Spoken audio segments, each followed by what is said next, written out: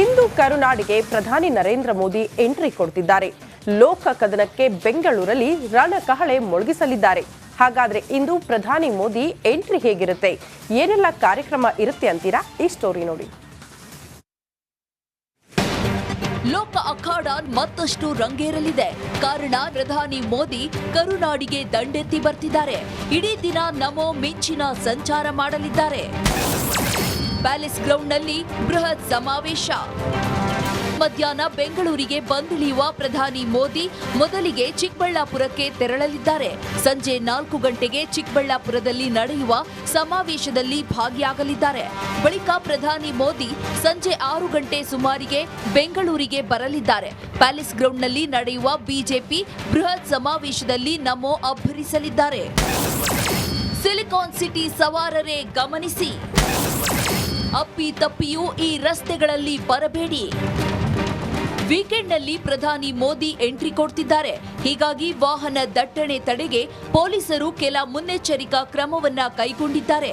ಶನಿವಾರ ಮಧ್ಯಾಹ್ನ 1 ಗಂಟೆಯಿಂದ ರಾತ್ರಿ 7 ಗಂಟೆವರೆಗೆ ಕೆಲ ರಸ್ತೆಗಳಲ್ಲಿ ಎಲ್ಲಾ ಮಾದರಿಯ ವಾಹನಗಳ ನಿಲುಗಡೆಯನ್ನ ನಿಷೇಧಿಸಲಾಗಿದೆ.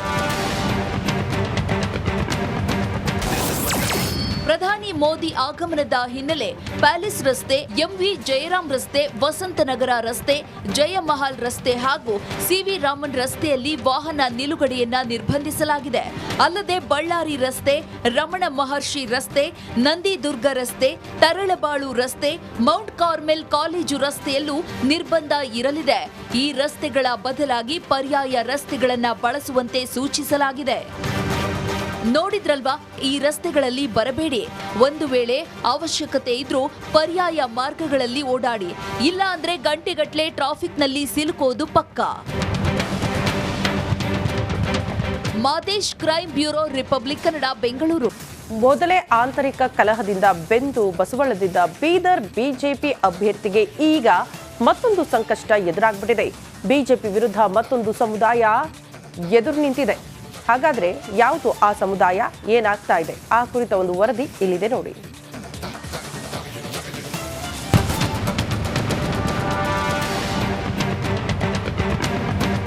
ಮಹಾರಾಷ್ಟ್ರ ರಾಜ್ಯಕ್ಕೆ ಗಡಿ ಹಂಚಿಕೊಂಡಿರೋ ಬೀದರ್ ಲೋಕಸಭಾ ಕ್ಷೇತ್ರದಲ್ಲಿ ಮರಾಠ ಸಮುದಾಯದ ಪ್ರಾಬಲ್ಯ ತುಸು ಹೆಚ್ಚಾಗಿಯೇ ಇದೆ. ಇಷ್ಟು ದಿನ ಮರಾಠ ಸಮುದಾಯ ಬಿಜೆಪಿ ಬೆಂಬಲಿಸಿಕೊಂಡು ಬಂದಿತ್ತು. ಆದರೆ ಈ ಬಾರಿ ಪ್ರತ್ಯೇಕ ಅಭ್ಯರ್ಥಿಯನ್ನ ಕಣಕ್ಕಿಳಿಸಿ ಕೇಸರಿ ಪಕ್ಷಕ್ಕೆ ಸೆಡ್ಡು ಹೊಡೆದಿದೆ.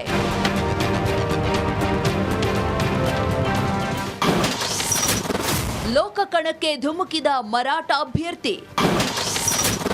ಕೇಸರಿ ಕಲಿ ಖೂಬಾಗೆ ಮತ್ತೊಂದು ತಲೆಬಿಸಿ.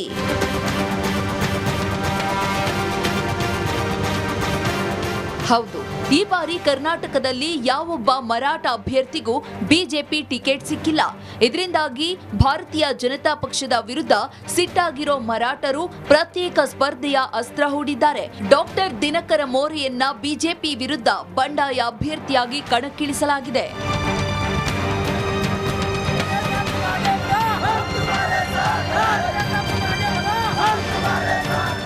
ಬೀದರ್ ಕ್ಷೇತ್ರದಲ್ಲಿ ಬರೋಬ್ಬರಿ 2.5 ಲಕ್ಷ ಮರಾಠ ಮತದಾರರಿದ್ದು ಬೃಹತ್ ಶಕ್ತಿ ಪ್ರದರ್ಶನದ ಮೂಲಕ ನಾಮಿನೇಷನ್ ಸಲ್ಲಿಸಲಾಗಿದೆ. 3 ಲಕ್ಷ 8 ಮತದಾರ ಕ್ಷೇತ್ರದಲ್ಲಿ ಅಸೆಂಬ್ಲಿ ಸೆಗ್ಮೆಂಟ್ಸ್ನಲ್ಲಿ ಸಾಧಾರಣ 3 lakh plus or minus 10 to 20,000 ಇಷ್ಟು ಮಾಡ್ಲಿಕ್ಕೆ ಮೂಲ ಕಾರಣ ಅಂತಂದ್ರೆ ಸಮಾಜ ಮೇಲೆ ಅನ್ಯಾಯ. ಆಮೇಲೆ ಪ್ರಸ್ಥಾಪಿತ ಜನ ಬರೀ ಅವ್ರು ಹ್ಯಾಂಗ್ ಬೇಕು ಹಾಗೆ ನಡೆಸ್ಕೊಂಡು ಹೋಗ್ತಾ ಇದ್ದಾರೆ. ಒಂದರ ಬರೀ ಫ್ಯಾಮಿಲಿ ರೂಲ್ ಅದ, ಏನದ ಬೇರೆಯವರಿಗೆ ಧ್ವನಿಯಲ್ಲಿ ಅದ. ಈ ಜಿಲ್ಲೆನಲ್ಲಿ ತಾವೇ ಹೇಳಬೇಕು, ಧ್ವನಿ ಇಲ್ಲ, ಯಾವ ಸತ್ತಾನಲ್ಲಿ ಭಾಗಿಲ್ಲ, ಎಲ್ಲಿ ರಿಪ್ರೆಸೆಂಟೇಷನ್ ಇಲ್ಲ. ಈ ಆಧಾರ ಮೇಲೆ ಮತ್ತು ನನಗೊಂದು ದೃಷ್ಟಿ ಅದ ಬಿದರ್ಕ್ಕೆ ಏನು ಮಾಡಬೇಕು ಅನ್ನೋದು. ಇವೆಲ್ಲ ಕಲಿತು ನಾನು ಜನರ ಹತ್ರ ಹೋಗ್ತೀನಿ, ಅವ್ರು ನನಗೆ ಆಶೀರ್ವಾದ. ನಾಮಿನೇಷನ್ ಬಳಿಕ ನಡೆದ ಬಹಿರಂಗ ಸಭೆಯಲ್ಲೂ ಮರಾಠ ನಾಯಕರು ಬಿಜೆಪಿ ವಿರುದ್ಧ ಗುಡುಗಿದ್ದಾರೆ. माली नहीं, मार नहीं, मातंग नहीं, मराठा नहीं, चांबार नहीं, सुतार नहीं, लोहार नहीं, तेली नहीं, तांबोली नहीं, किसी भी समाज के ऊपर, मुसलमान नहीं, ये हर एक समाज के ऊपर किसी ना किसी रूप से सभी पार्टियों ने अन्याय किया है. ये लोकतंत्र की कहना है कि जिसकी जितनी संख्या भारी उतनी भागीदारी चाहिए. किस पार्टी ने किसका भागीदार दिया? ಒಟ್ಟಾರೆ ಮರಾಠ ಸಮುದಾಯದವರ ಮುನಿಸು ಕಾಂಗ್ರೆಸ್ಗೆ ಲಾಭವಾಗೋ ಲಕ್ಷಣ ಕಾಣ್ತಿದ್ದು ಬಿಜೆಪಿ ಹೈಕಮಾಂಡ್ ಯಾವ ರಣತಂತ್ರ ಹೂಡುತ್ತೆ ಕಾದು ನೋಡಬೇಕಿದೆ.